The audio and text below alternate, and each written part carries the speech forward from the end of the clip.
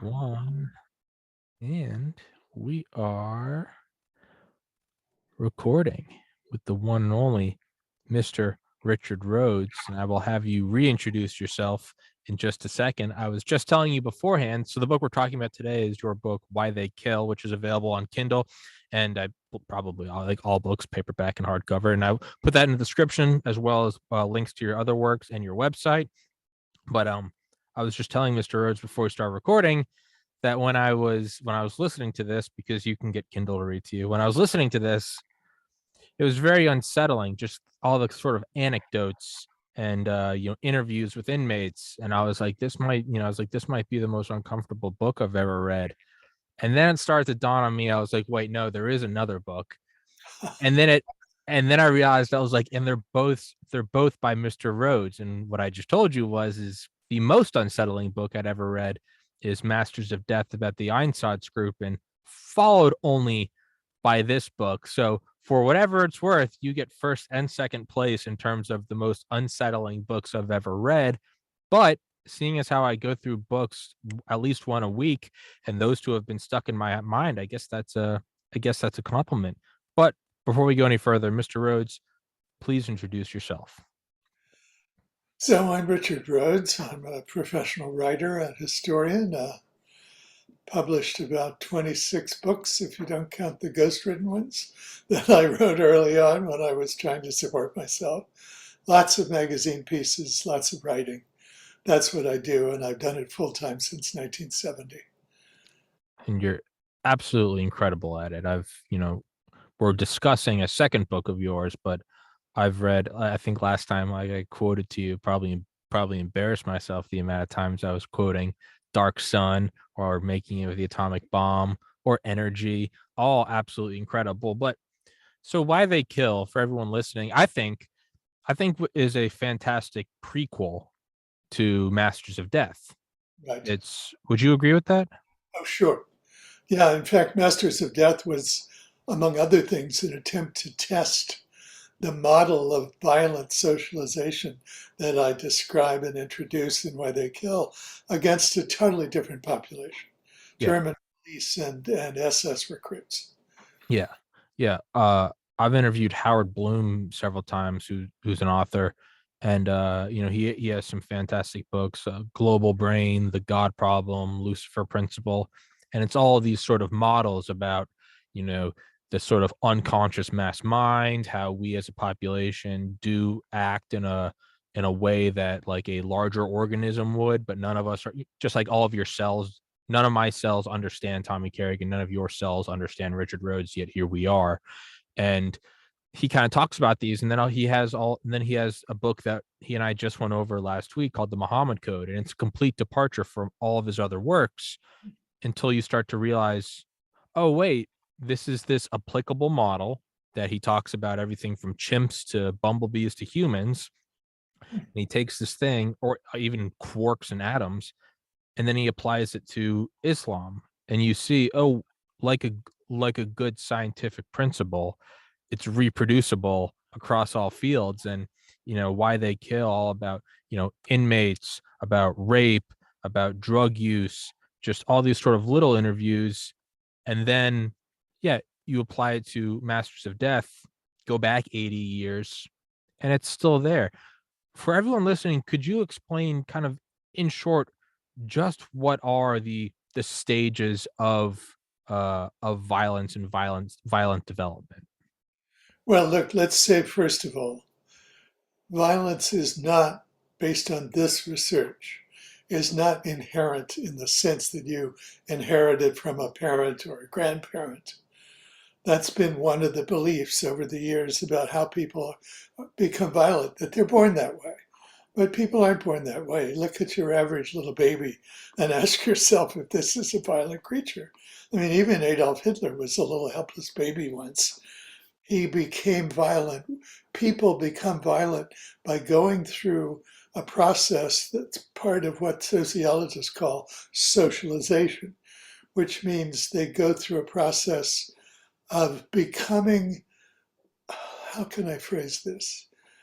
Developing an identity that includes as a major component whatever they later are. For example, a doctor, a physician, goes through a process, partly educational, but partly personal transformation, to become someone who's a physician and who thinks of herself that way and acts that way and is seen that way by other people.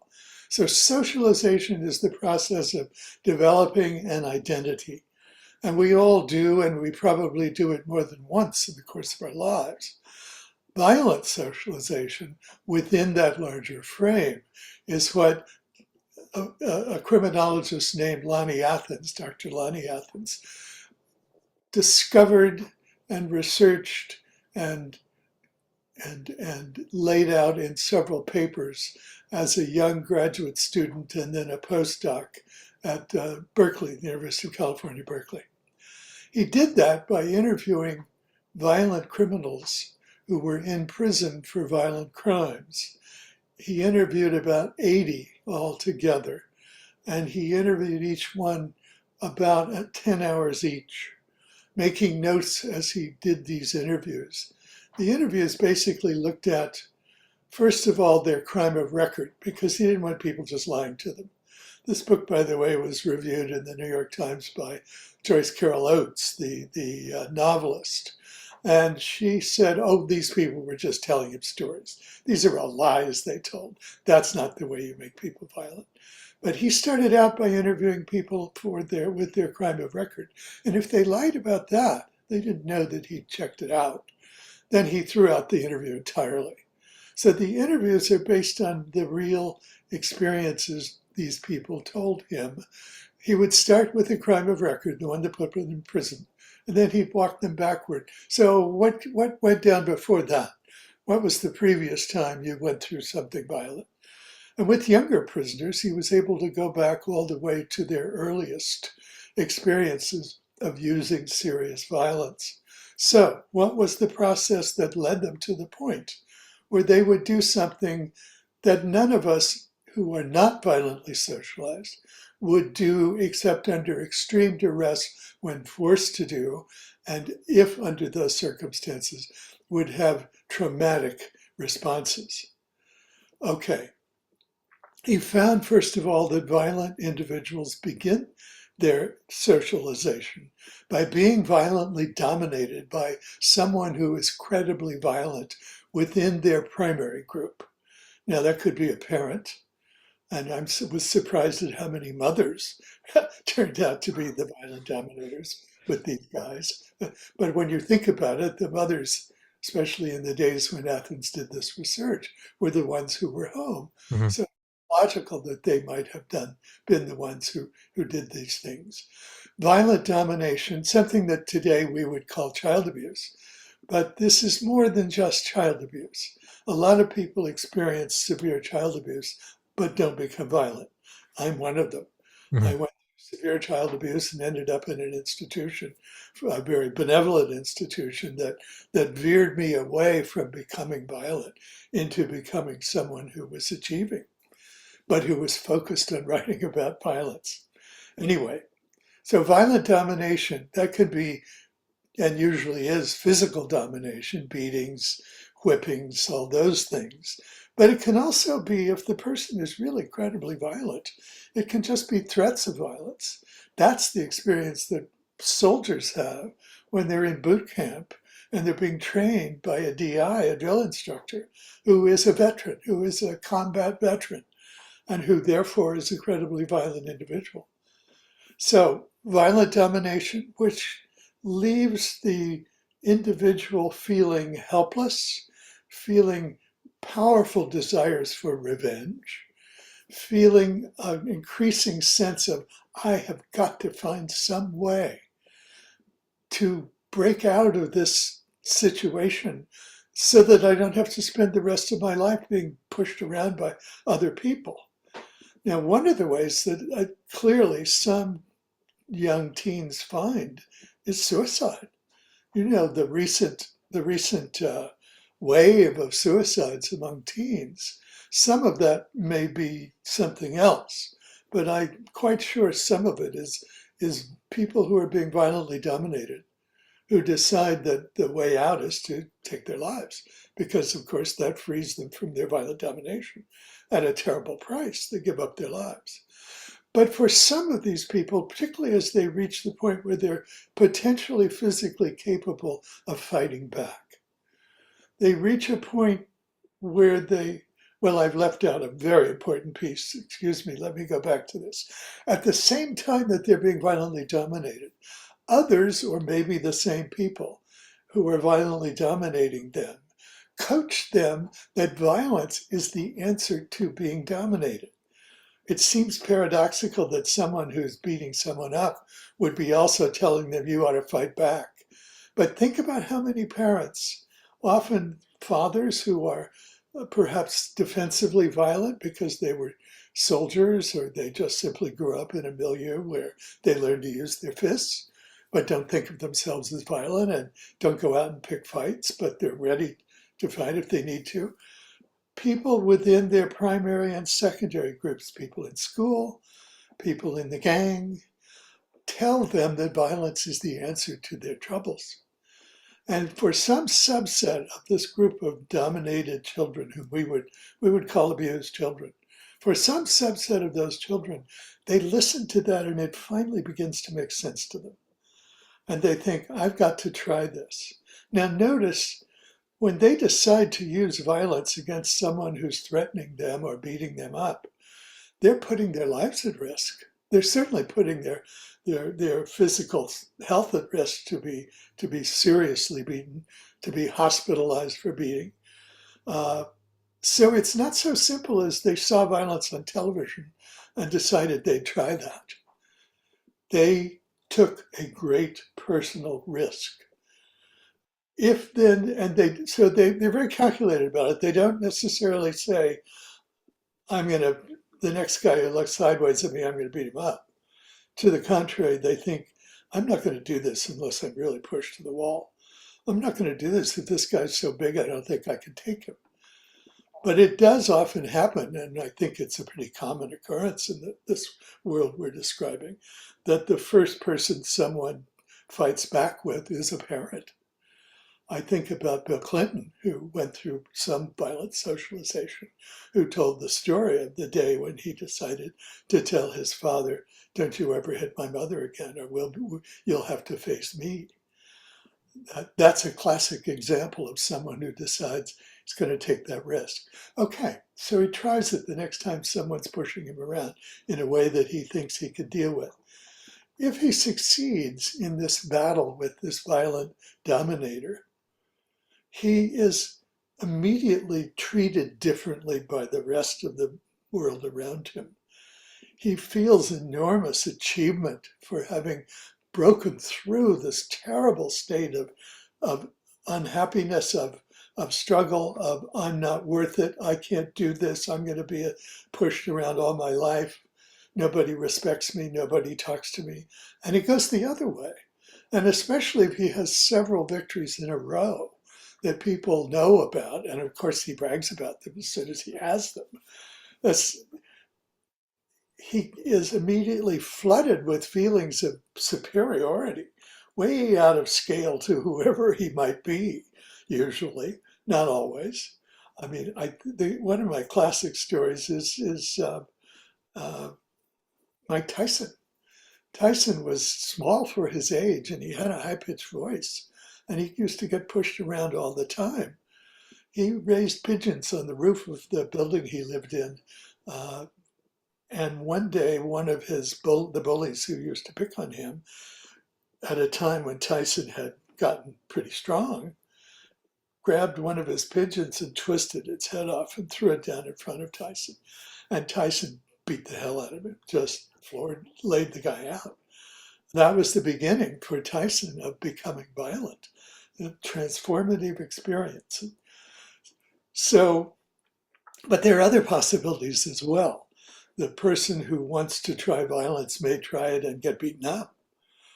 That may lead him either to think this isn't going to work for me, I'm going to have to find some other way, run away from home, hide out at the library, which is what I did, commit suicide, as we talked about, go to the police, as my brother did when he was being beaten by our stepmother when he was 13. They got us out of that situation without him having to use violence, which he considered doing Yeah. when stepmother was attacking him with a baseball bat. Yeah. His first thought was to grab the bat out of her hands, which he did. But then he really momentarily thought, why don't I hit her with it? Sure. But he had enough in his background. He was a Boy Scout. There were enough kind of moral values that he picked up along the way and we had recently been to the police about getting licenses for our bicycles, and that all connected for him. And he went to the police instead of beating up my stepmother, which would have led him down a totally different path than me as well. Hmm. So it can go a lot of different ways. Another way that someone who doesn't win that first conflict can go is to escalate. The guy who goes home and gets a knife or a gun after he's been beaten up in a fight that he started or he tried to win in. So lots of different ways that this process of transformation can occur. But when it occurs and when other people begin to respond to this person with dignity, with respect, with fear, they make room for him. They listen to what he has to say. My wife is a clinical psychologist who interviewed violent people in prison. She worked with this model that I'm describing. But one of the guys she had in a group, when she raised this question of how did you feel once you started using serious violence, he said, I could walk down the street and everybody got out of my way. Yeah. There's an enormous feedback at that point. And if this person reads that feedback as success, they're likely to continue using at least defensive violence thereafter. But then there's a subset within this group. Notice not everyone's violent, thank God. Everyone used to be violent a long time ago. We can talk about that. But today, violent levels are very low. They're actually quite low in the United States, despite all the press that violence gets. Some subset of this group of defensively violent people begin to see that they could also use violence to do whatever they want. They could use it not only against people who are threatening them or who've made them angry, they could also use it against innocent victims. Someone who looks at them the wrong way, someone who's got something they want, someone who is in a category that they consider hateful, gay people and so forth, women. The high level of domestic violence in the United States comparatively is a good example of men who are by and large cowardly in their confrontation with other men, but are prepared to use violence against their wives and children, their partners and children. So that's another group. Anyway, when they reach the point where they're prepared to use violence in any situation that makes them feel like they can get away with it, they are then finally seriously violent people. What's different about their socialization now is they think of themselves as violent people. They act as if they were violent people. Other people see them as violent people. And for a while, they get thrown into a condition where people avoid them. And they're the classic loners of American violence. Because who wants to be around someone who's going to hit you in the head when you look at them the wrong way? Yeah. But eventually, even then, and Athens added this stage. He had originally a 4-stage process. He added one more stage, which is when they begin to join other people who are similarly violent. That's a gang. That's a motorcycle gang. Uh, they mingle with people of their kind at that point. So this is all not just a learning process. There's a change of one's self-image. There's a change of who you feel you are.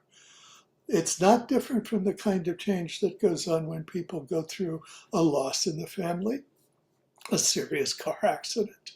They need two things. They need the experience of being outside the range of their normal social experience, and they need a coach to help them through.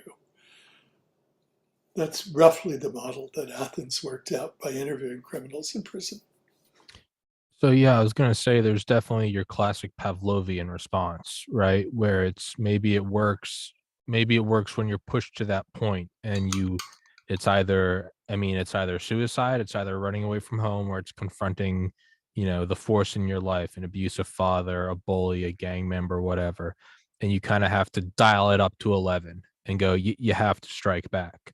Yeah. And then there's the idea of like, well, maybe it just starts working, and then it's just, I'm not defending it, but I mean, just objectively in the course of all evolution of life, when the thing starts working, the giraffe with the taller neck, the shark with the more fluidly dynamic fins, you just keep pursuing that path. And again, I'm not saying it's right, but if beating the crap out of everyone in your way Yeah.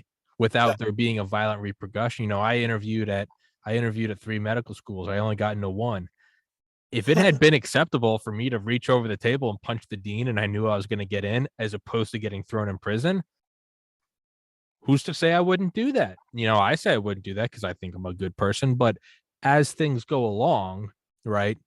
Who's to say that, I mean, evolution does, and the laws of thermodynamics, it does favor the path of least resistance. So if it starts working, maybe you strike back at a father, and all of a sudden you start getting respect. Well, now maybe you want your friend's homework or his lunch money, and he didn't do anything to you, and Exactly. yeah, you smash him on the jaw, and if there is no repercussions, well, it's open season. The world is yours to take, and And sometimes, even if there are repercussions, I think it's important to realize that this is a choice people yeah, make. I yeah, mean, the thing that bothers people about what prosecutors call the abuse excuse is that they feel as if the agency's been taken out of the act that these people. But in fact, every time people decide to use violence, it's not reflexive. It's a decision. As the police like to say, you don't see people committing murder in front of a licensed police officer under normal circumstances. yeah, No. So they made a decision. And that decision can happen very quickly, which is why it can look like it's automatic, which is what a lot of psychiatrists believe, that it's, what do they call it, impulsive, meaning has no basis in thought. No, people always think about what they're going to do because they're taking a risk.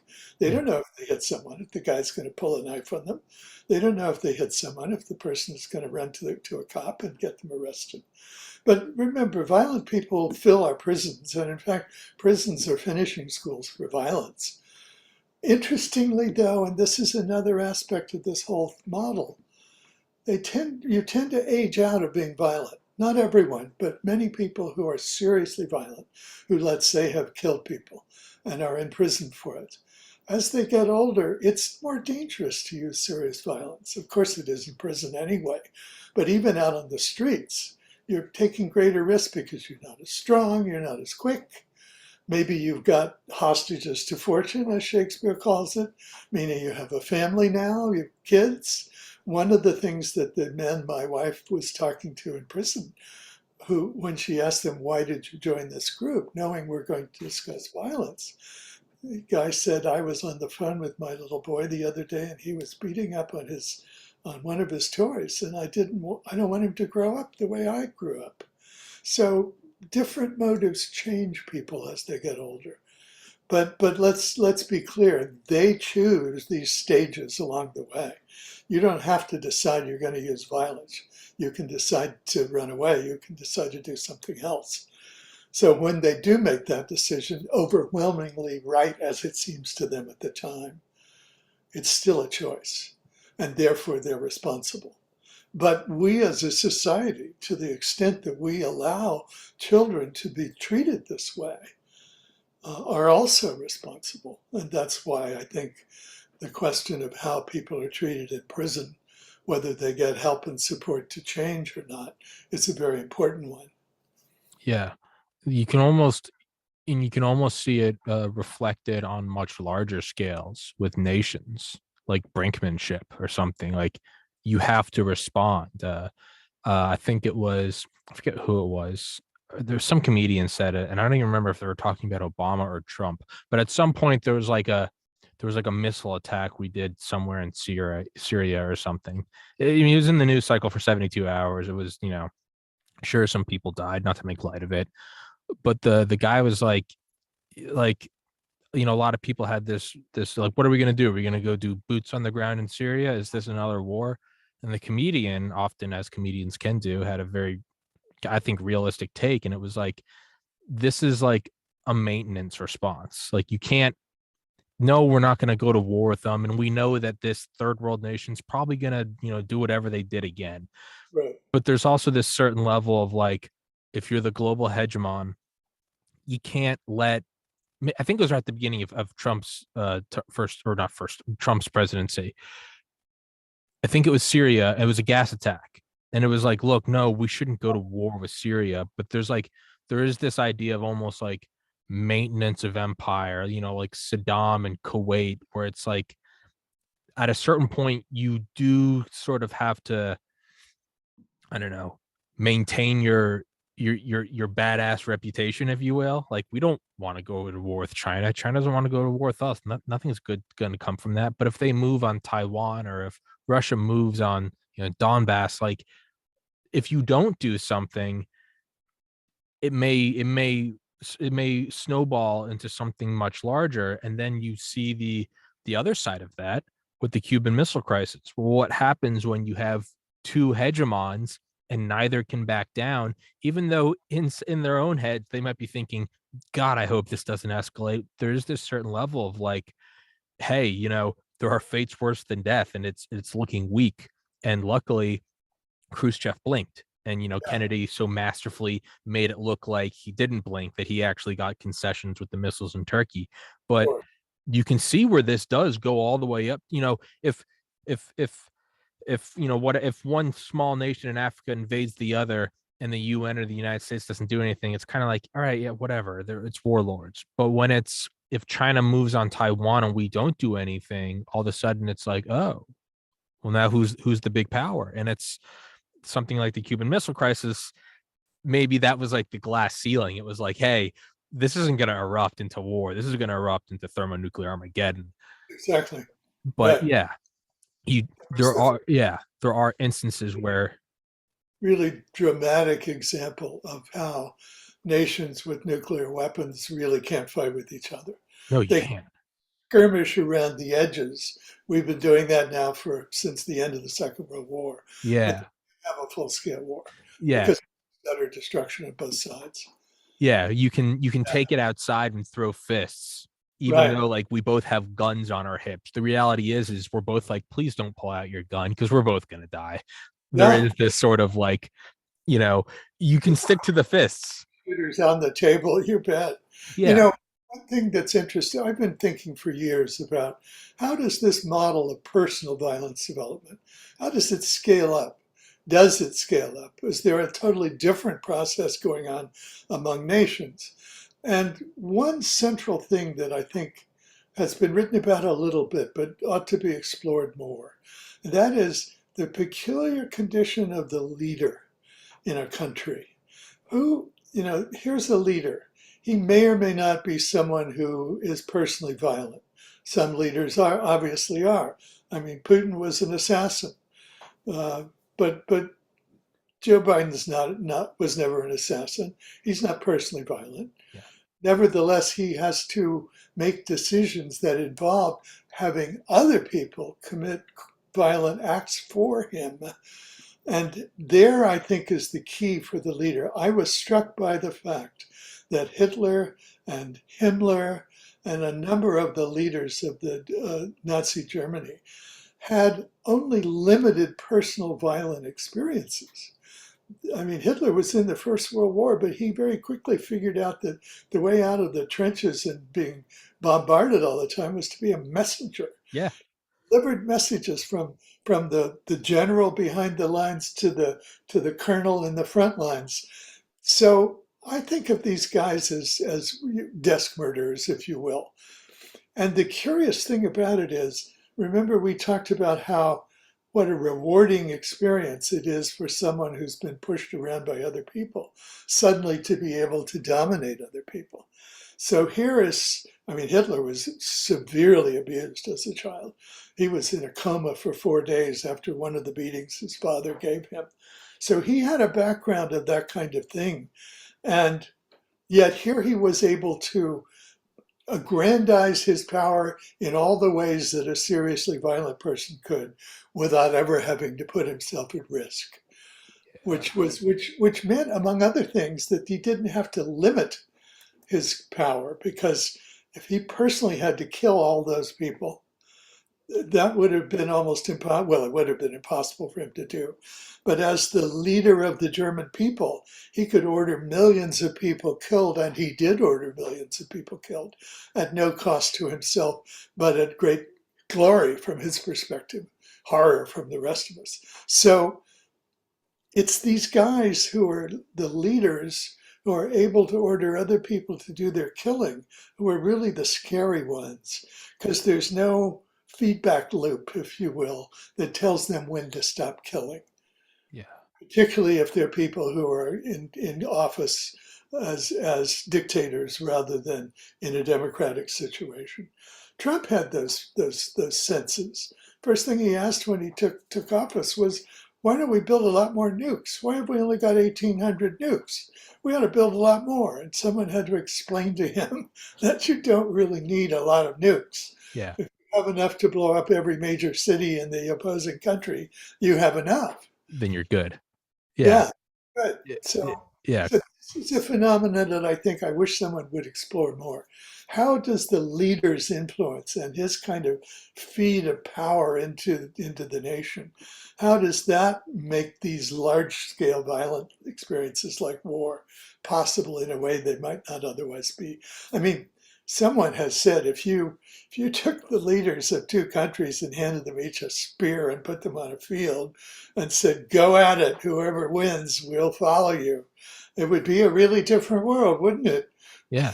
Yeah. No, it would be. Yeah. The whole idea of, yeah, I'll go to war if the congressman's sons are serving with me. Like, Yes. it's an entirely different idea. Yeah. The Trump thing, it makes me think of Carl Sagan, uh, uh, a nuclear armaments race is like two guys standing waist deep in gasoline. One has 4 matches, the other has 3. And it's like, look, man, it's, there's only, but yeah, no, I was thinking about that while reading your book, and you read my mind. If Why They Kill is the prequel to Masters of Death, there would need to be a sequel. And is it fractal? Does it? And I mean, I could see arguments on both sides that says it is and it is not, right? I mean, you have guys like Hitler or Himmler, you know, who were the desk murderers, and it's a lot easier to do so when you are, when you're not looking at it, when it's just on paper. A trust fund baby that doesn't understand the value of money. And then, but then you also have, like, is the most violent person the one who gets to power? And I would argue not. I mean, sure, you have Bush Cheney, that den of jackals, as the Onion said, but then you have someone like Obama, who was, a very measured guy. Like, we were still doing drone strikes in 7 countries, but outwardly he wasn't this, we will slaughter our enemies. And you could say Trump was more uh uh bombat is that the right word? Yeah. Bombastic, yes, in that sense. And then Biden, it's like, well, wouldn't, the sense what we were talking about earlier, that Pavlovian response, the giraffe with the taller neck, shouldn't it go that way forever? Shouldn't it go that way until it ends? Yet we see that that's not the case, because Biden's in office now, and you know, withdrew us from the Middle East, or from Iraq and Afghanistan. As bad as that was, there was 10 Marines who were killed. I had a Marine on here doing the podcast from Kabul.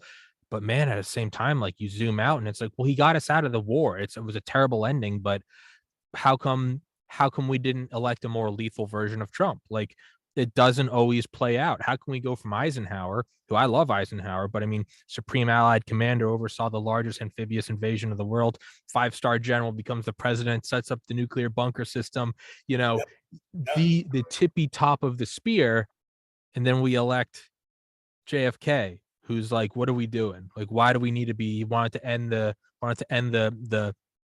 kind of lethal aspects of the space race? Why can't we work together? Why do we need to escalate in Vietnam? Now, granted, it seems like the powers that be didn't like him too much, but we do have these weird things where we don't always, sometimes we do. Sometimes we go from a Carter to a Reagan, Yeah. but then we go from an HW to a Clinton. It's not always, it doesn't always follow the path of the taller giraffe. It's a weird thing that to me says it's not perfectly fractal. No, and it's really is a different process to elect a leader. In of course, in times of war, you get a different mix. Someone has written about the what's the word he uses, the appearance or the movement to the front lines of the psychopath in times of war. And I think you do see some of that, exactly because you need people who are prepared to kill and kill in cold blood. Not that that's really the way it works, but for some people it does. So there's that aspect. But by and large, what goes on to elect a leader is a different mechanism entirely. I mean, let's face it, Hitler came to power officially by election, but in fact by violent dominance of a whole society, Mhm. very carefully done, sabotage and so forth. And then the very careful choice of a big scapegoat, the Jews, Yeah. to explain why the Germans lost the First World War. Yeah. There's a real sense where the Second World War for Germany was a continuation of the First World War. They felt they hadn't really lost, that somehow they'd been betrayed, that after all, they still had plenty of troops around and so forth. So it became an easy argument from Hitler's point of view to say, we were tricked. We didn't really lose. We should go back and finish the job and kill all those damn Jews who caused this trouble and brought it on us. So lots of different mechanisms involved, but when you get down to the question of direct, well, I didn't quite finish this model. So who's the national leader responsible to? All the people below him say he told us to. Who told him to? And there the answer that makes it circular is the people told him to. Yeah, they elected him. Yeah. It's right back again. So really nobody told anyone to. We're all But just pointing. It was him. Yeah. Yeah.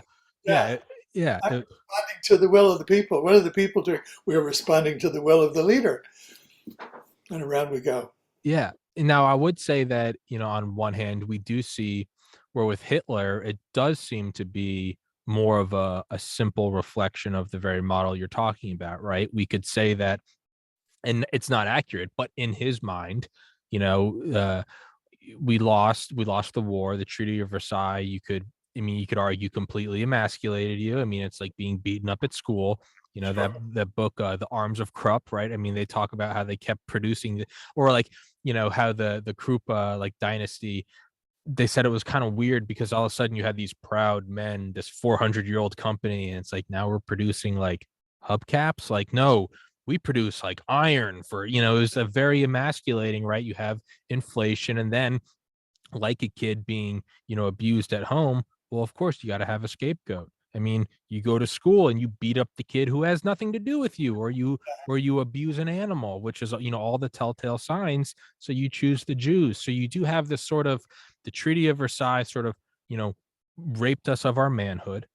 We lost the First World War. We lost the Great War, the war to end all wars. And wow, we're the ones that lost it. Oh, we Uh, really yeah, we really didn't. And yeah, so it wasn't that my dad beat me up. He caught me on a bad day. If you give me another chance, I can go back and really set things straight. And then you got this guy coming to power that says that is what happened. You people didn't lose the war; it was taken from you. We still have all the heavy industry. We still have all the iron ore, the steel, the Krupp dynasty. Like, we still have the engines of war. What are we gonna do? Let's, and not only that, we're superior. And then what do they start doing? You start using violence, and what do you get? You get appeasement. You get positive feedback. Well, let's did. do this. Hey, lower the unemployment. Start cranking out those tanks.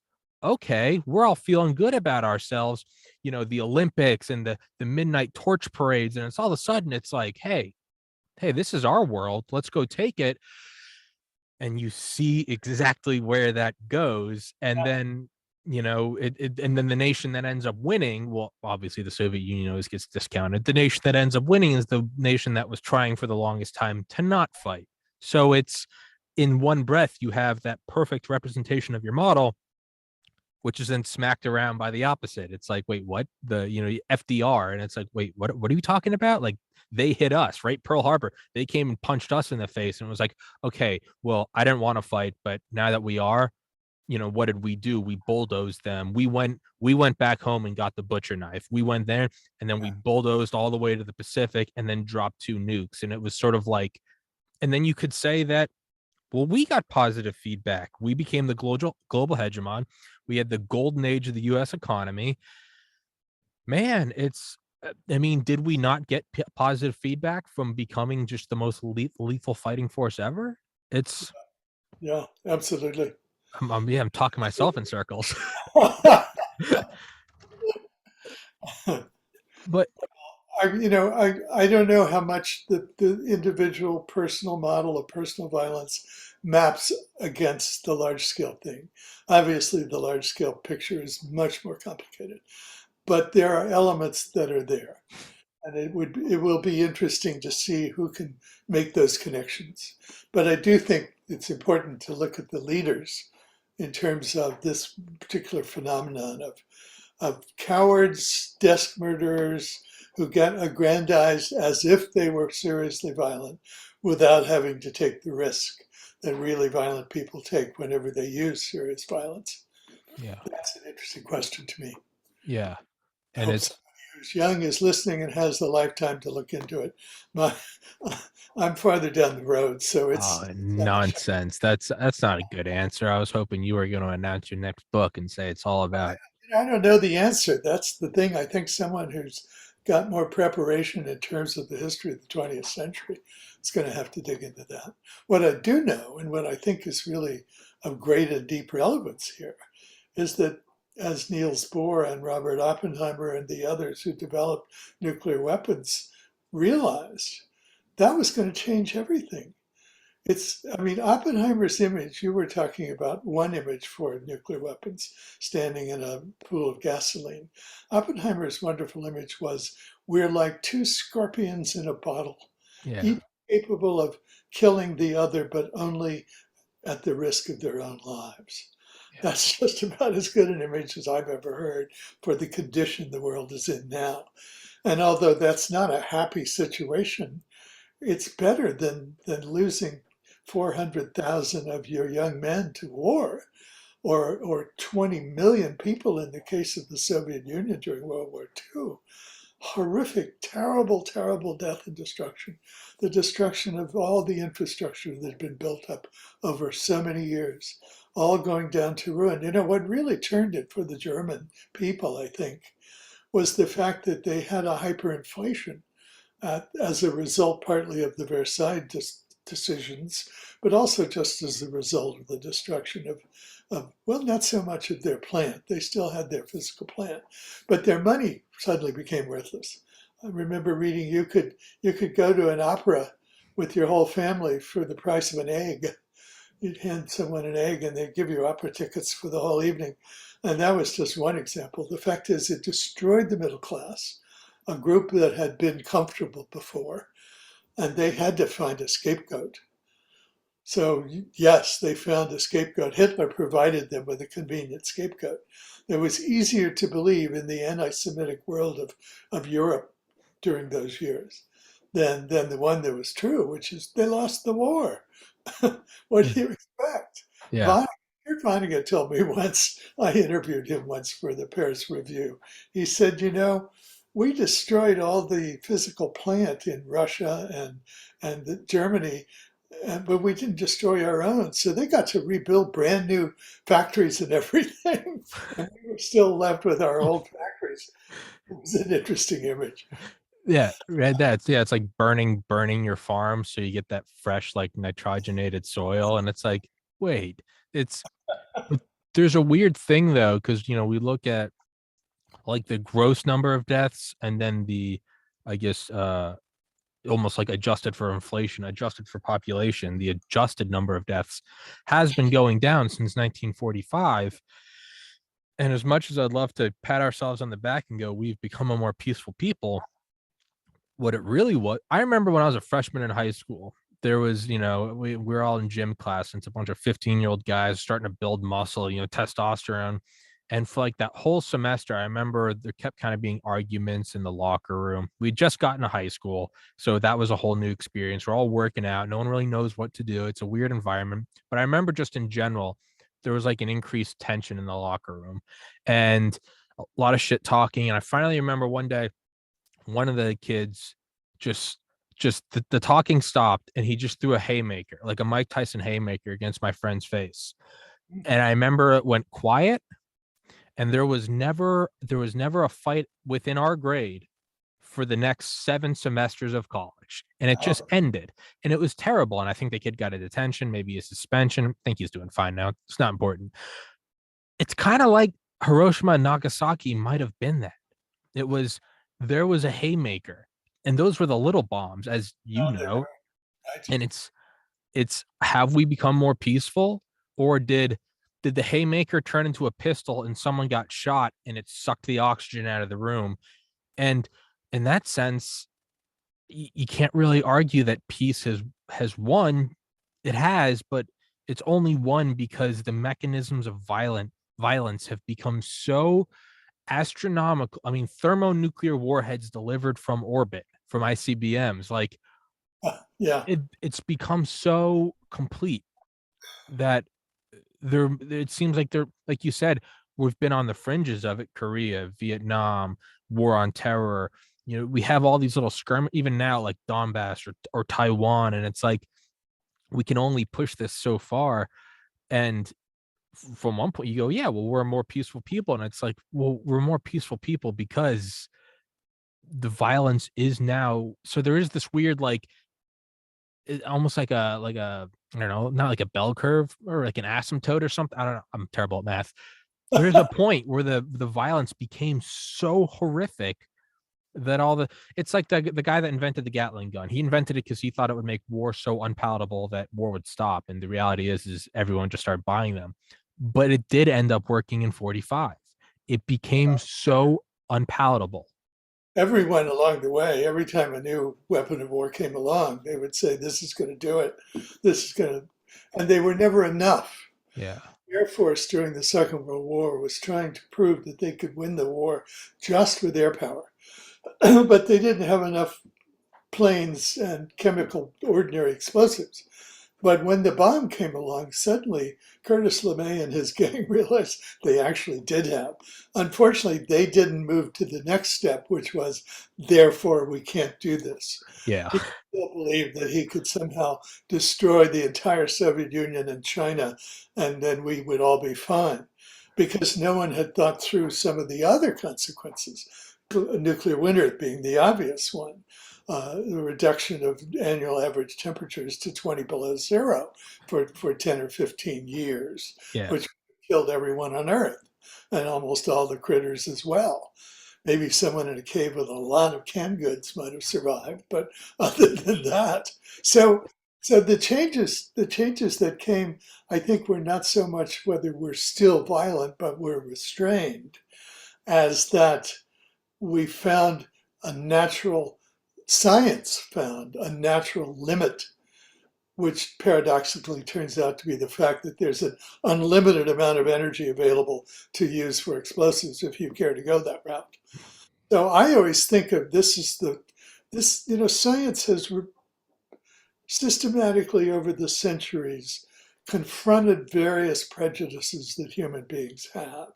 We thought we were at the center of the universe, the Earth. Galileo showed that we weren't, Galileo and Copernicus. We thought that we were a separate creation of God. Darwin demonstrated that we're not, even if some people still don't believe that, and so forth. Each stage along the way, science has, as Niels Bohr once put it, gradually alleviated our prejudices and removed us from a world where we think something and believe something ferociously and religiously that simply isn't true when you look at the evidence. What science did in 1945 would show, I mean, what's war? Two sides get together and fight each other with explosive materials and or swords and human beings until they get to the point where one side no longer believes its cause is worth the destruction involved. And at that point, that side surrenders. And in a fair war, the other side says, we'll stop too. We're the victors, you're the loser, we'll take it from here and work it out. But when you have nuclear weapons, that situation no longer obtains. You have a world where if one side attacks you and you attack them similarly with nuclear weapons, both sides are destroyed. So there's no point in having the war in the first place. That was the point that Niels Bohr took to Roosevelt and Churchill in 1944 and tried to explain to them that there's not going to be any possibility of victory anymore. Therefore, there's no point in having a war. You'll just destroy everything. Yeah. Unfortunately, Churchill's country was bankrupt and he didn't get the point. He said, oh, they're just a bigger kind of artillery. Well, he was wrong, but at the time, it's understandable that he might have misunderstood. In any case, my point, science, in a way, bounded the nation state, one of the most destructive human inventions of all time, if you think about wars between countries, bounded the nation state with a physical reality that it had not confronted before, which is there's an unlimited amount of energy in the world available to use for whatever purpose you want to use it. If you want to destroy each other, that's one thing you can do with it.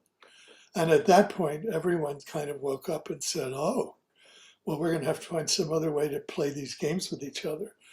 And we did. We found little side wars, none of which we ever won, by the way. Yeah. We didn't win in Vietnam. We didn't win in Korea. Korea ended up just exactly where it was before, still is, and so on. So it hasn't been a victory. It's just been skirmishing. And again, 1 million deaths a year, which has been the average ever since 1945, is God knows nothing to be proud of.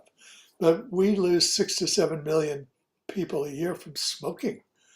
So if you think of this in the largest scale, which is the one that really has interested me, the scale of public health, people used to die primarily from disease, epidemic disease. In the 19th century, with the discovery of germs and the discovery of immunization and the realization that if you cleaned up the water supply and took care of the sewage, that people could live cleaner lives that would mean less disease, we basically conquered biologic death, the death that was caused by the biological conditions we lived under. That's why an epidemic like the one we're going through now is such a shock to everybody, because we haven't had one since polio. Yeah. And that was way back when I was an 8-year, 9-year-old boy, a long time ago, believe me. So we sort of got biologic death under control. And we did it by using technology, essentially, clean water, clean sewage, and so forth. We've never gotten man-made death under the same kind of control until 1945. And then science brought out something that looked so different from what it really was that everybody jumped in and said, I want one of those. But when a few places got them, everyone said, uh-oh, we can't really use these things. I think of them almost as bombs, almost as vaccines, as inoculants, as a way that we keep them around, and we shouldn't keep them around, but we do keep them around to remind us that there's a destructive situation out there that's way beyond our range, that we can't deal with, that we need to stay away from. And everybody seems to get it, which surprises me. I mean, maybe Hitler wouldn't have gotten it. He probably would not have, but everyone since then at the brink. I mean, the fact is, Khrushchev really came close to launching those missiles.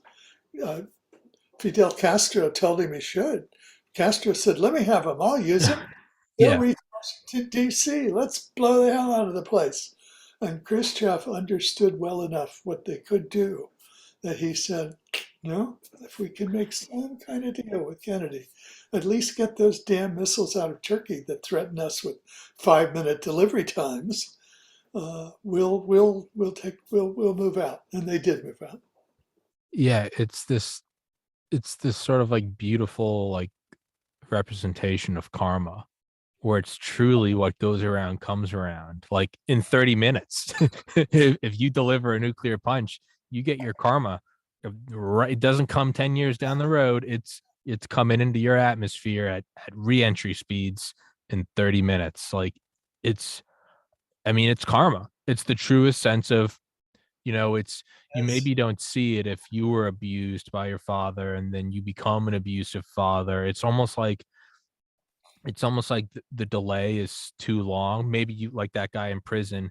He's on the phone with his son. He's like, "Oh, I don't want my son to grow up this way." You kind of had those slivers of exceptions to where, and that is, and I know we're coming up on an hour, but that is one point I kind of wanted to slip in here is your book provides a very kind a beautiful and unique look at the concept of karma, where it's like the only way that you can sort of end this is you metaphorically and in some cases literally you take it on the chin. You have an abusive father, you raise a son, and you don't unleash it, and that also means that you don't beat the dog, and it means that you don't go kill women.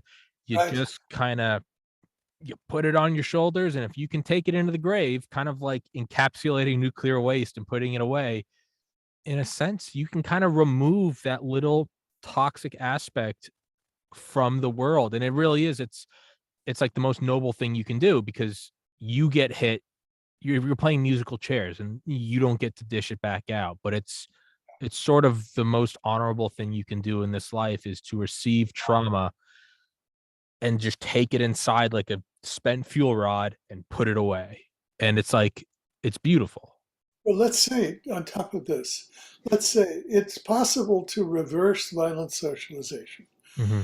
Now, it has not been developed into a system, primarily because the sociology and psychology communities have not fully accepted Lonnie Athens' model of how people become violent. There are lots of different theories out there.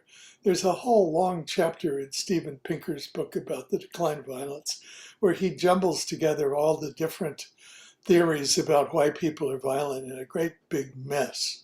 And I remember talking with him when he was working on this book and saying, "You ought to look at Lonnie Athens' work." And he dismissed it because it wasn't in his list of favorite authors or whatever. But it is possible to reverse violent socialization. The evidence for that is simply that people, as they get older, who are seriously violent, very often find a way to reverse it themselves. It essentially involves walking yourself back through the same process, making it conscious again after it's disappeared into the back of your mind, thinking it through again. We had a dear friend in Connecticut, my wife and I, when we lived there, who had been seriously violent. And when we got to talking about this, he suddenly revealed himself as someone he had, for example, been someone who burgled homes with a buddy. And once his buddy had kept out some of the loot, and he kneecapped him. He shot him in the knee. So his buddy got the lesson that you don't do that.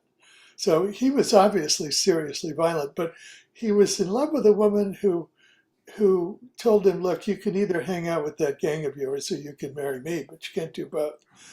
And in addition, he was picked up once and spent a weekend in jail and didn't like that experience at all. Out of those two experiences, he explained to us, he decided he wasn't going to use violence anymore. And he didn't. However, it was really agonizing for him when, when somebody cheated him on some building materials to enlarge his store. He had a store. He'd stay awake for 3 nights agonizing. He said, it's so easy, much easier to take care of business with a baseball bat than it is going to court or whatever. And we It, just fascinated with this guy because he had been seriously violent and he had decided he didn't want to be that anymore. And he wasn't anymore. And he'd worked his way through that, but he still knew how effective it could be if you forget about the dangers of going to jail.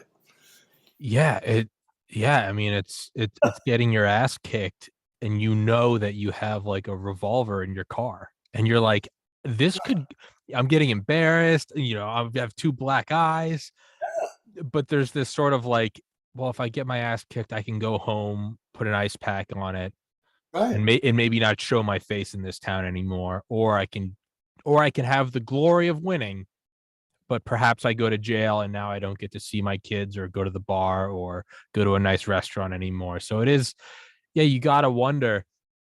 Yeah, you always gotta wonder. Like, I mean, I always imagine that when you get to that rarefied air of like a Bezos or a Musk or a Bill Gates, like corporate espionage, or it's at some point you almost got it. You have the world at your fingertips. You have all these connections. At some point, you're almost like, or if you're a defense contractor, if you're making these things to destroy people and all of a sudden you've got like business competition, well, instead of becoming a better business, it's like, why don't we just hire some mercenaries? Like there's got to be, but then you have that, that choice. I don't want to be that person. Maybe this is what separates us, is that we do have competition and lower prices and Black Friday sales instead of just going to the other person's neighboring town and raping and pillaging. It's like we don't do that anymore. And again, those people are not necessarily people who've been through violent socialization. Correct. They may well have been through part of it, some of the stages. Yeah. Given their practices, I would guess they probably have. They probably didn't finish the whole thing. They Yeah. Yeah. Yeah. Maybe maybe it's who knows. Maybe Curtis LeMay would have been a more effective business leader. Maybe he would have I don't know. It seems it seems like there's a book called House of God, and we'll wrap it up with this. But there's a book called House of God, and the pen name is Samuel Shem. I believe it was written in the 70s. It was like an unfiltered look at residency for medical students, and it's like the unofficial must read for students going to medical school. And man, it I remember reading it, and that I read it the summer that I got into medical school. And is it a coincidence that I ended up not going to medical school? There are a lot of factors. That book was one of them, because you're Yeah. just like, oh my god.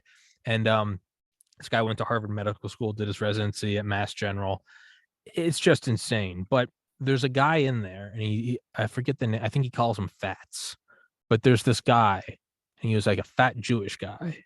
And the author's like, this is the smartest person I had ever met. He could ace every class. He got into Harvard, Yale. He could do anything. And people would ask him, they're like, dude, how come you haven't begun come and went and go and become an investment banker? You could be retired at 30. You're just one of those guys.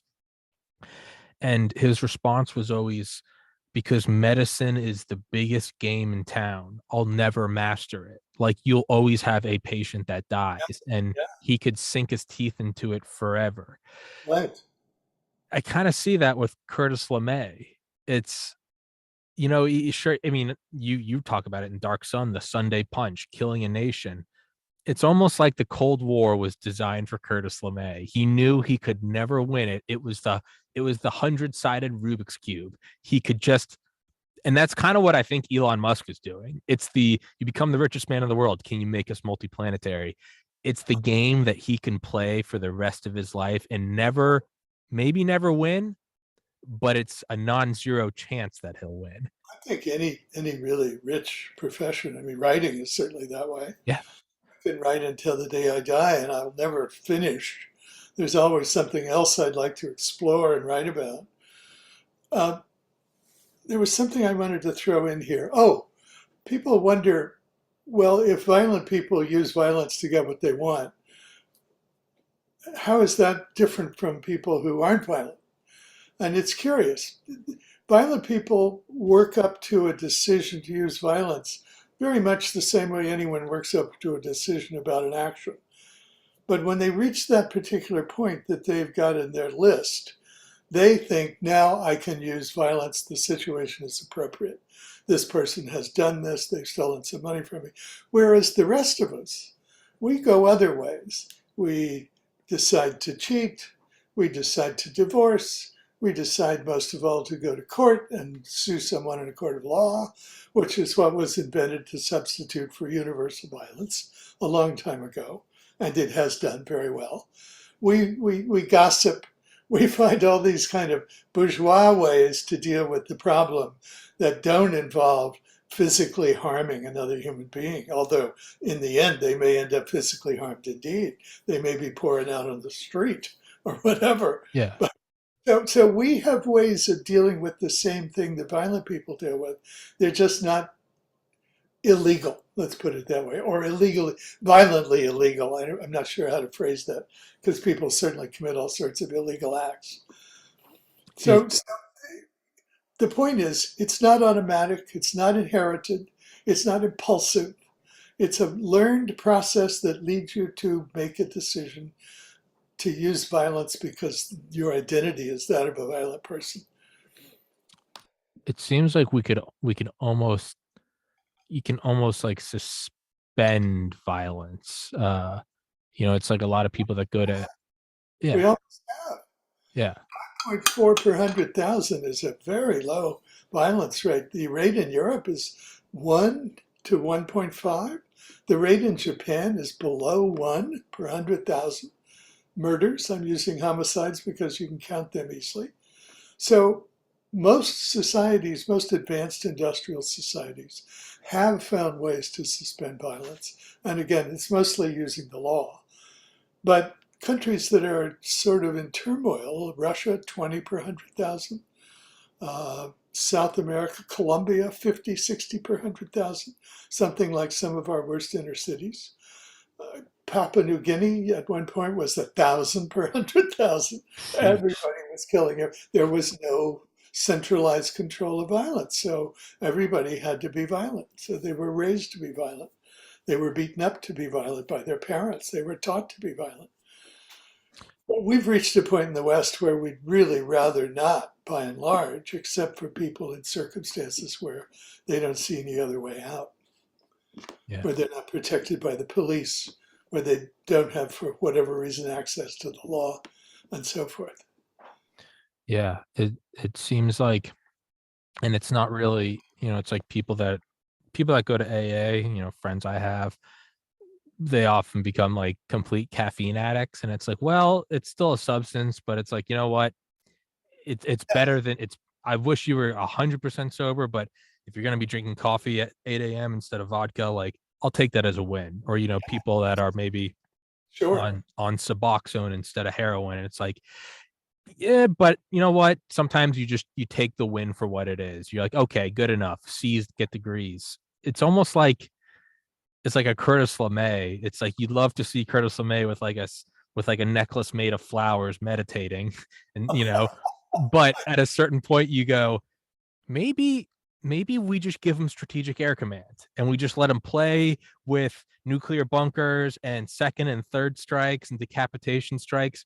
We never actually go to war, but it's almost like an outlet. We just prepare for war.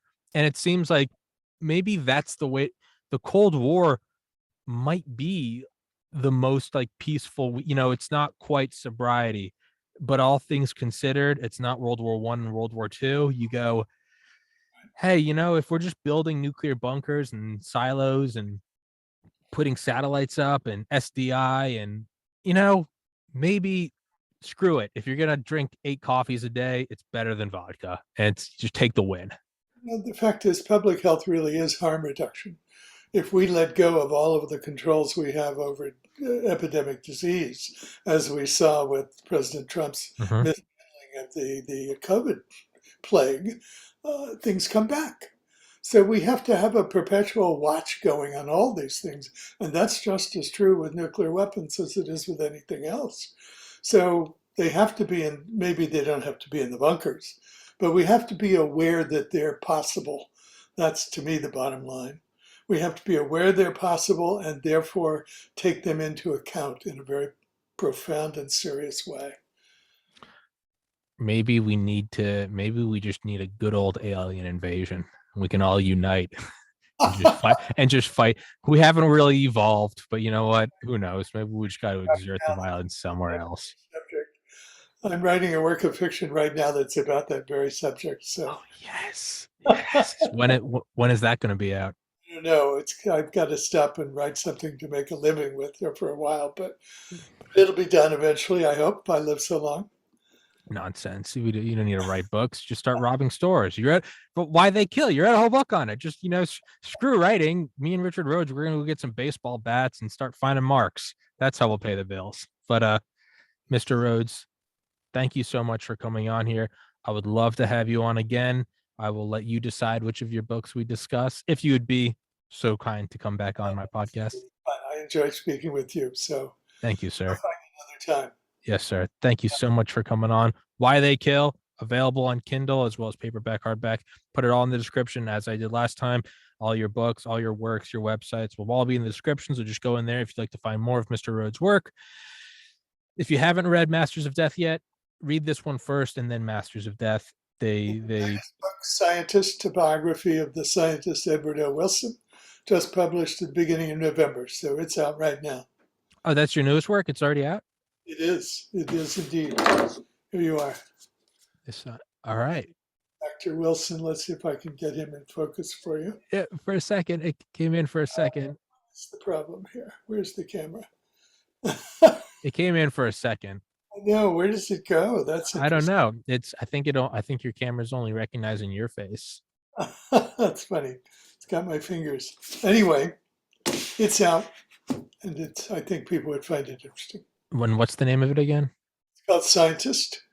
It's about the great biologist Edward O. Wilson, world's leading expert on ants, and much else besides. Well, I think that should be the next podcast we do. Definitely. I will grab it. I will get through it. And I can't wait to talk to you again, sir. Okay. Thank you so much. Mr. Rhodes, thank you so much, sir. Thank you for coming on here. Your works are just my favorite in the world. Again, Dark Sun, I will never stop fanboying about that. I love it. I love talking to you. You are a living legend, and I am so incredibly humbled to have you on here. Thank you, sir. Until next time, take care. Take care. God bless. Stay